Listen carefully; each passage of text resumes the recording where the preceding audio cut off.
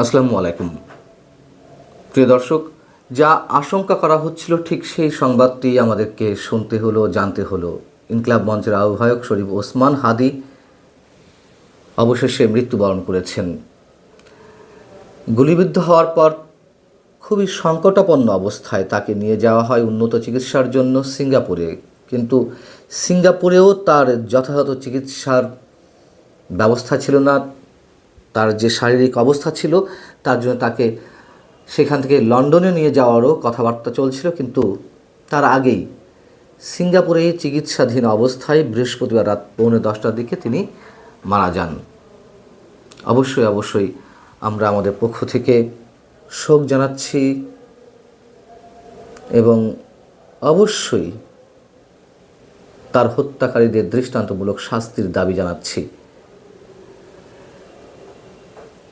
ওসমান হাদি সম্পর্কে প্রধান উপদেষ্টার প্রেস উইং বুধবারই একটি বিজ্ঞপ্তি দেয় এবং সেখানে জানানো হয় যে গুলিবিদ্ধ ওসমান হাদির শারীরিক অবস্থা অত্যন্ত সংকটাপন্ন। একই সঙ্গে খোদ প্রধান উপদেষ্টা ডক্টর মোহাম্মদ ইউনূস হাদিকে কেন্দ্র করে যে কোনো অনাকাঙ্ক্ষিত খবর যদি আসে সেক্ষেত্রে দেশবাসীর সবাইকে শান্ত থাকার আহ্বান জানিয়েছেন। প্রধান উপদেষ্টার প্রেস উইংয়ের এই সংবাদ এবং প্রধান উপদেষ্টার এই আহ্বানের পর সামাজিক যোগাযোগ মাধ্যমে তার জীবন নিয়ে এক ধরনের শঙ্কা বাড়তে থাকে এবং নানান ধরনের গুঞ্জনও আমরা শুনতে পেয়েছি, চারদিক থেকে দেখতে পেয়েছি। কিন্তু প্রশ্ন হচ্ছে, বাংলাদেশে যে প্রতিহিংসা রাজনীতি চলছে তার অবসান কবে হবে? প্রিয় হোক কিংবা অপ্রিয় হোক, বাস্তবতা হচ্ছে প্রতিহিংসার এই রাজনীতি খুব সহজেই শেষ হচ্ছে না, এটুকু আমরা চোখ বন্ধ করে বলে দিতে পারি। আমরা হাদির গুলিবিদ্ধ হওয়ার ঘটনার পরপরই দেখলাম এক ধরনের নোংরা রাজনীতি শুরু হয়ে গেল। বাংলাদেশে এই মুহূর্তে যারা রাজনীতির মঞ্চে রয়েছে সেই দলগুলোর অন্যতম প্রধান দুই দল জামায়াতে ইসলামী এবং বিএনপি একে অপরকে দোষারোপ করার চেষ্টা করলো। হাদি গুলিবিদ্ধ হওয়ার পর যখন মির্জা আব্বাস তাকে দেখতে ছুটে গেলেন হসপিটালে, তখন তাকে এক ধরনের অপমান করা হলো। ইনকিলাব মঞ্চ বা জামাত শিবিরের পক্ষ থেকে এক ধরনের গুঞ্জন তৈরি করা হলো যে এই মৃত্যুর জন্য মির্জা আব্বাস দায়ী।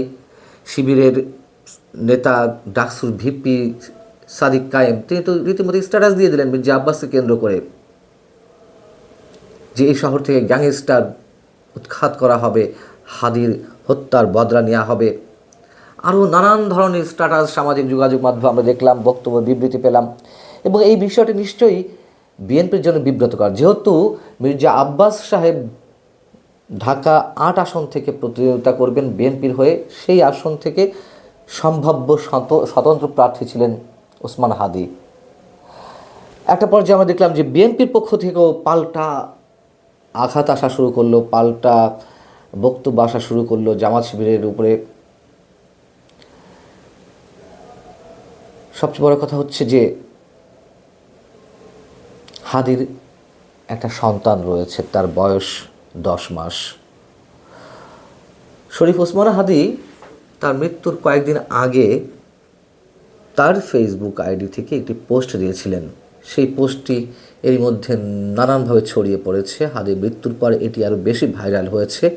আমি শুধু সঙ্গত কারণে সেই পোস্টটির অংশে বিশেষ একটু উল্লেখ করতে চাই। আপনারা হয়তো অনেকেই দেখেছেন সেই পোস্টটি। সেখানে হাদি লিখছিলেন যে মৃত্যুর ফয়সালা জমিনে নয় আসমানে হয়। আমি চলে গেলে আমার সন্তান লড়বে, তার সন্তান লড়বে। যুগ হতে যুগান্তরে আজাদের সন্তানরা স্বাধীনতার পতাকা সমুন্নত রাখবেই। মৃত্যুর ভয় দেখিয়ে লাভ নেই, আমরা তো শাহাদাতের জন্য মায়ের উদার হতে পৃথিবীতে পা রেখেছি।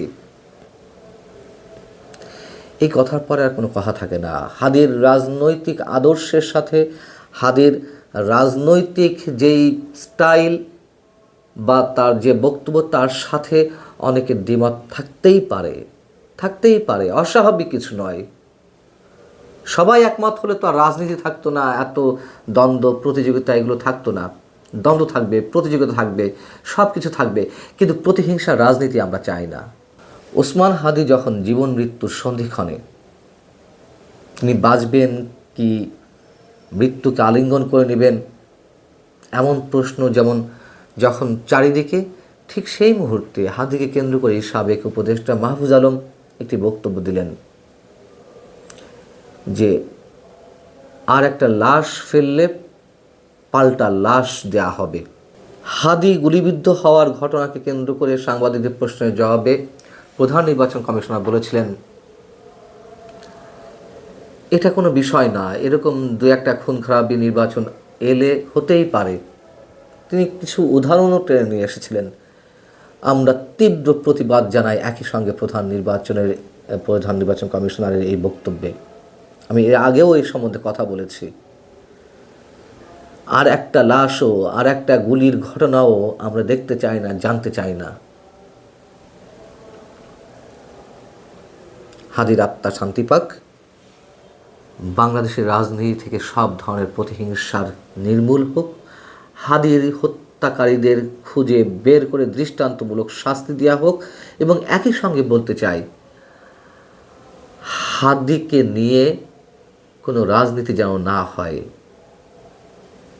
এবং যে বক্তব্য, নানান ধরনের বক্তব্য আমাদের কানে আসছে, আমরা হাদির মৃত্যুতে যেমন শোকাহত, আবার একই সঙ্গে আতঙ্কিত। ভালো থাকুন সবাই। আল্লাহ হাফেজ।